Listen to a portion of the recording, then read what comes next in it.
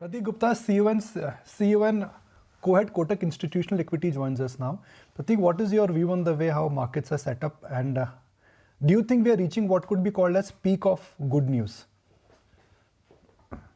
Hi, Nikunj. Good morning. I'm not sure we are at the peak of good news as yet, because frankly, there is still plenty to come in terms of things like, the earnings environment is still actually very weak. So we can't call it good news. The management commentary across the board is by and large still somewhat weakish to at best neutral in most cases. So we still are not really in a good news environment.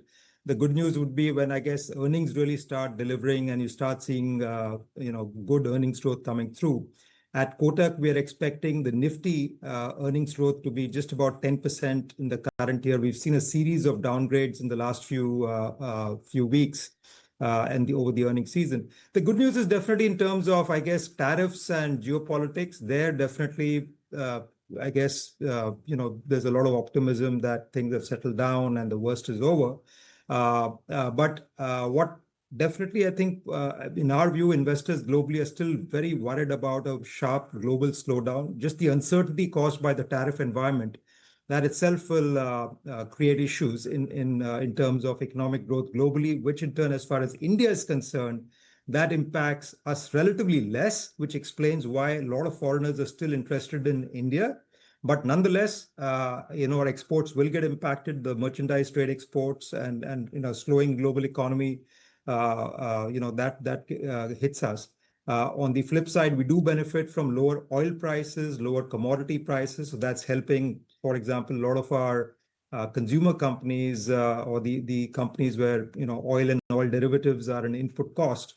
So we've seen, some benefit to margins. But generally, we think, there are still many more things to look out for. For example, the RBI's liquidity support, the lower interest rate environment. Hopefully, we'll have a good monsoon. We're hoping that in the next few quarters, finally, the consumption slowdown that we've been seeing post-monsoon, that should start picking up. The capex cycle has been frankly dead, the private capex cycle, so that should pick up. And I think two very important factors. One is all of last year, we've seen a slowdown in government capex or slowdown in the growth rate in government capex.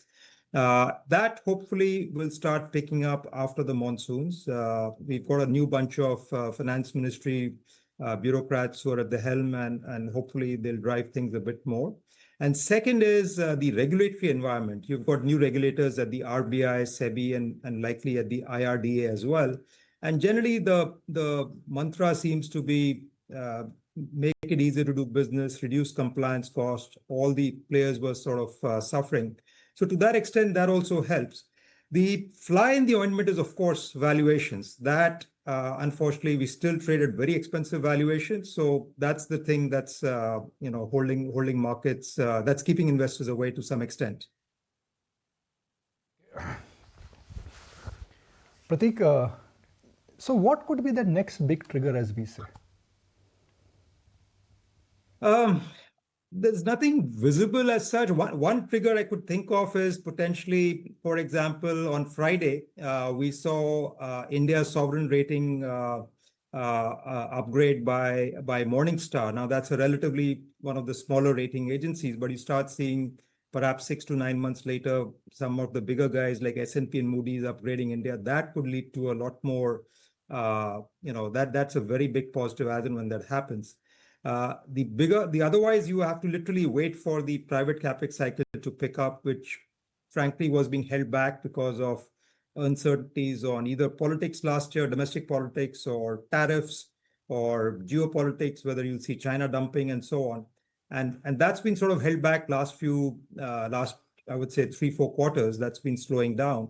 So as and when that picks up again, as businessmen get confidence, then you'll start seeing a recovery. But otherwise, no such any single big thing which I can think of offhand. Okay. All right, Pratik. Sorry, just to add just one. Yes, please go ahead. Yeah, sorry, just one more thing. The big thing to look out for is in our conversations with global investors, as you know, emerging markets as an asset class has underperformed the US in particular for the last 10, 15 years. And finally, I think the weakening of the US dollar and a crack in the US equity bubble, especially the tech mega caps in the US, we are beginning to see some incremental investments being made away from the US. And we're seeing this helping, especially some of the European markets, the Hong Kong, China markets, and even India. You've seen the last few weeks, with the exception of Friday when we had geopolitical concerns. India has also benefited, through some FII inflows. So as we progress in the year, the next big thing could perhaps be renewal in emerging market flows. The timing of that is very difficult to predict, whether it happens 3 months later, 6 months later, 9 months later. But EM as an asset class has underperformed for so long. Most people have forgotten about the back in the mid 2000s when EMs were seeing very strong inflows. So that could be something to watch for, but tough to put a timeline to it. Pratik, just to understand the dynamics of the banking sector, banks are going up because FIs are back, or banks are going up because the economy is moving up, or banks are going up because they are cheap? A bit of all three, actually. In a relative context, the banks are still relatively cheaper or less expensive compared to, let's say, IT services, where frankly you have a very high earnings risk. You've seen a lot of earnings downgrades over there, or versus, let's say, the consumer sector, where generally you're just seeing single-digit volume growth, and companies are reporting earnings only on the back of they got lucky on raw material prices, or they've managed to squeeze their marketing and advertising expenses, or they've cut employee costs.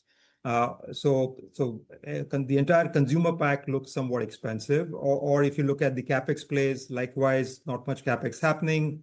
Barring one or two odd companies, the ordering cycle is still quite weak. So therefore, banks relatively look far more attractive. Second, yes, FIs are coming back and have been coming back, and for them, banks are the large liquid players on the economy. So that's two. And third, from an earnings perspective, there'll still be low mid-teens kind of earnings growth, which is okay. It's not great, but it's in the context of the overall market, it's still a decent growth. And also, you get these are large liquid names for FIIs to come into. All right, Pratik. Hi, good morning. This is Shrishti also joining in. But Pratik, sectorally, where do you see the money flowing in, and where is the most interest that you are catching from the investors? Because, well, of course, there are a lot of sectors that are getting a bump up. Case in point being the IT, the metal pack, they are shining bright.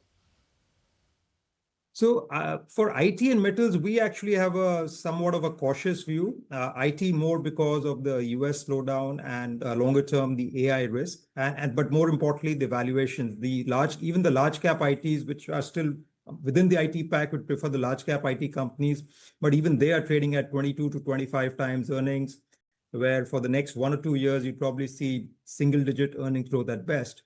Now, these are high ROE, ROC companies, strong free cash flow, so they deserve a premium, but nonetheless becoming more like utility companies in the short term with not much growth. The mid-cap IT companies are trading far more expensive valuations, 35 to 45 times 1 year forward. Stronger growth, but then again expensive.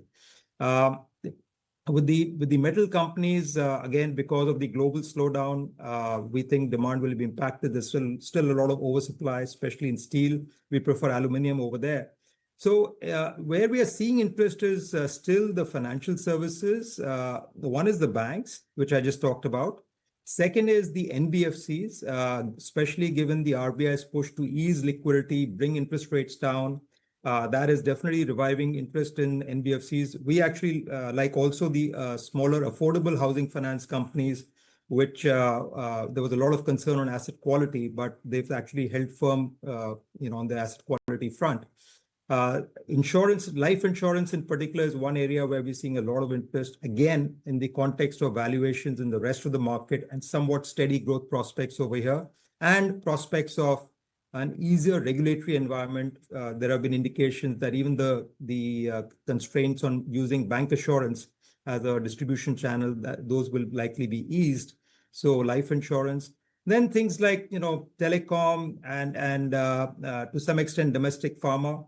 One area which I would like to highlight, which is seeing interest, something which we are recommending, are the REITs.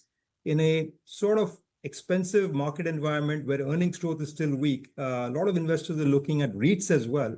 These are, they give you 6, 7, 8% dividend yield plus you have growth. So you end up getting about 9, 10, 11% sort of overall return, which is not bad in an environment like this when the overall market upside is somewhat limited. Okay. Now, why do you think market upside is limited? Because earnings will not grow, P multiples will not expand. Why do you think its upside is limited?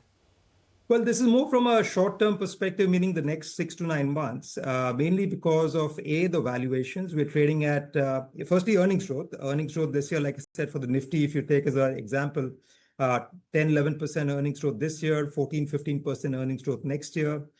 Second, valuations, we're trading at almost 21.5 times March 26, about 19 times March 27. Interest rates have already come down, and more importantly, the markets are already pricing in further rate cuts. From a liquidity perspective, domestic liquidity remains strong. FIs are back, but we don't know that is the only thing which I said, the one big thing. We could see FIs coming back in a much bigger way later in the year, but barring that, tough to see the market re-rating upwards.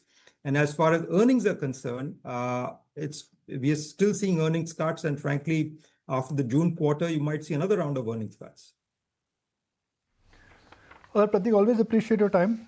Thank you so very much for joining us, and look forward to see much more of you going forward. Thank you. If you like this video, then like, share and subscribe to ET Now.